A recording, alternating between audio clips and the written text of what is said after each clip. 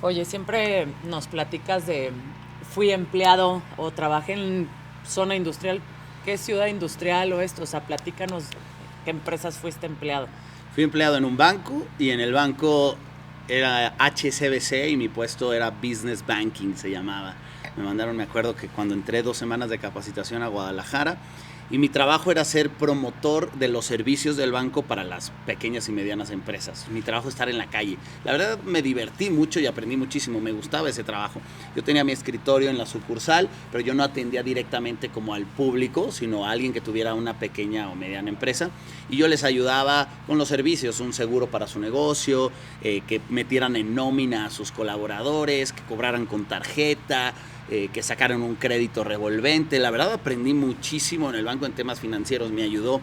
De ahí me ascendieron, a los 6 meses yo era el mejor de todos los vendedores, era el que más vendía y entonces me ascendieron a un puesto que era como lo mismo, pero atender empresas grandes, pero eso ya eran unas oficinas y me volví loco, me dio ansiedad de estar encerrado en una oficina, no era mi perfil, y me habló un ex jefe que tuve donde hice mi servicio y me dice, oye, vente a trabajar a Ciudad Industrial con una empresa de mi hermano, unos millonarios, la verdad, y me fui a trabajar con ellos, que era una empresa donde fabricaban salsas, aderezos, aceites, y mi trabajo era como un trabajo de un ingeniero industrial, entender la cadena de suministro de la empresa, proveedores, almacenaje, fábrica, mermas, toda la cadena de suministro desde que llega la materia prima, se fabrica el producto y sale.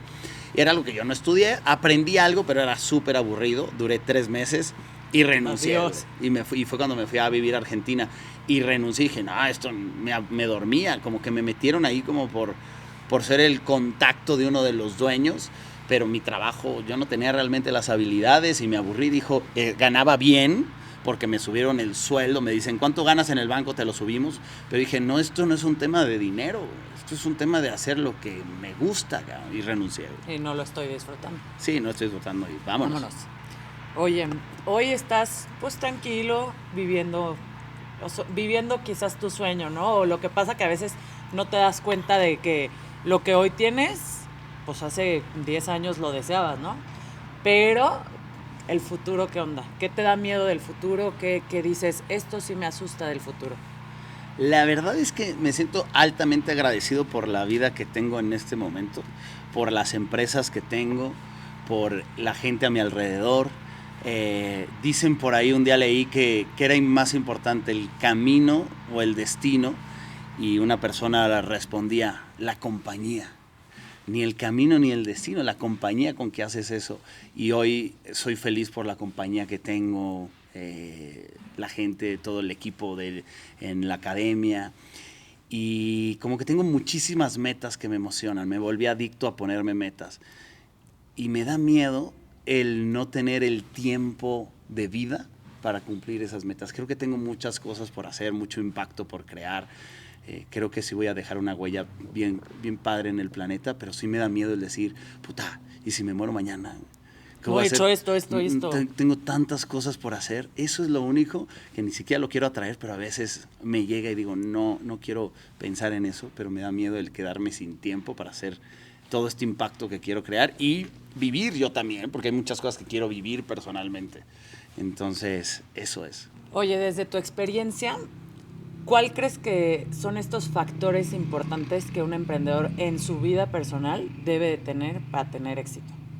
O sea, desde tu experiencia, ¿qué les puedes decir? Esto son factores importantes. Para tener éxito como emprendedor, tienes que tener inteligencia emocional, tienes que entender que va a haber caídas, que va a haber algo que ustedes llaman fracasos, pero yo no le llamo fracaso, le llamo parte del proceso. Fracaso es cuando lo dejas. Va a haber caídas, entonces tienes que tener esa inteligencia emocional, tienes que tener esa resiliencia de aguantar ante los momentos difíciles, tienes que tener una mentalidad bien importante empresarial, de acero, trabajar mucho en esto porque el éxito está aquí.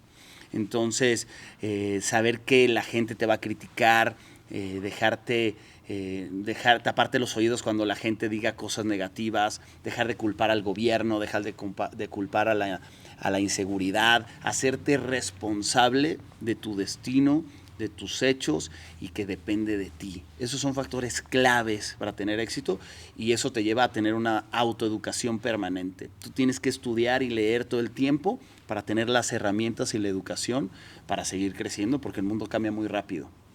Hay que educarse, hay que aprender una habilidad nueva cada año, eso te ayuda a ser más chingón. Un consejo que les darías así como de que para balancear todas las áreas de su vida y que sí tengan ese éxito en todas las áreas de su vida, o sea, ¿cómo pueden lograr ese balance de me va bien con mi familia o porque no falta el que trabajo un chingo, pero en mi casa pues no me ven, entonces no estoy teniendo ese éxito, por ejemplo, personal de mi familia o algo, ¿no? O sea, ¿qué consejo das? Un emprendedor que tiene mucho dinero, pero que está gordo, no es exitoso, ¿no? Es rico, pero no es exitoso. Entonces, lo primero que tienes que hacer es analizar tu vida actual y después empezar a organizar tu agenda. Tenemos 24 horas del día y de las 24 horas del día, si tú no te sientas a hacer una planeación, no vas a tener un enfoque y te vas a perder. La gente se distrae mucho en tonterías, la gente pierde mucho tiempo en el celular y ahí se te fue 1 hora durante el día o 2 horas viendo cosas que no, entonces no estás siendo productivo porque no tienes un enfoque. Yo les diría, agarra tu agenda, un planner y di, de tal hora a tal hora voy a hacer ejercicio, de tal hora a tal hora le voy a hablar a mi familia, de tal hora a tal hora voy a trabajar y solo trabaja esas horas para que seas más productivo en esas horas. De tal hora a tal hora voy a dedicar tiempo a cocinar para tener mi comida sana y voy a ir al súper y voy a cuidarme para no comer tanto en la calle. O sea, tienes que empezar a escribir porque la suma de tus hábitos actuales son el resultado de tu vida. O sea, todos tus hábitos de lo que haces hoy en día es tu vida tal cual. Si tienes problemas financieros es por culpa de tus malos hábitos financieros. Si estás gordo es por culpa de tus malos hábitos alimenticios. Tienes que reestructurar tus hábitos. Oye, platícanos, ¿qué soñabas ser de grande? ¿Cuál era tu sueño de yo de chiquito quería ser bombero, ¿no? ¿Cuál era ese sueño de Tito de que quería ser de grande? Yo quería ser futbolista. Pero llegó un momento en mi vida que tuve que decidir o sigo siendo futbolista o me pongo a estudiar. Y mi familia, fue gran parte de mi familia, me convencieron de que estudiara porque uno se puede lesionar muy fácil y la carrera de un futbolista, siempre me dijeron eso, es muy corta y me llenaron la cabeza con eso y me fui a estudiar. Y de ahí siempre pensé en que quería ser empresario. Entonces después de eso no sé de dónde, porque mis papás no eran empresarios, mi mamá siempre fue dentista para una clínica de gobierno y mi papá trabajó siempre como en la parte política. Pero no sé yo por qué siempre quise ser empresario y después mi segundo sueño fue ser empresario y ese se logró. Oye, ¿y sientes que hoy ya como empresario tienes ya este éxito financiero? ¿Cuál fue tu clave para llegar hoy a este éxito financiero que digas, hoy estoy tranquilo, pero cuál fue la clave financieramente? En el tema financiero hay muchas cosas bien importantes que hice. Uno, tener deuda buena. ¿No? La deuda buena es endeudarme en cosas que sé que me van a generar más dinero. Que te va a redituar. Que me va a redituar. La deuda mala es cuando gasto para irme de vacaciones, para comprarme un lujo o algo. Nunca me gustó aparentar de niño, entonces creo que eso siempre fue bueno. Nunca quise comprar cosas caras. 2, siempre pensar en tener varias fuentes de ingresos. Eso es fundamental. Nunca depender de una sola fuente de ingresos. Cuando yo tenía mi dulcería, sabía que ya tenía la galería y sabía que necesitaba más fuentes de ingreso.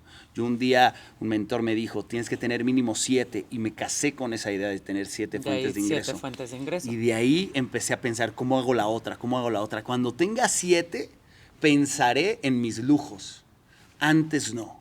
Yo no tuve carro hasta que tuve 7 fuentes de ingreso. Yo viví como 3 años sin carro.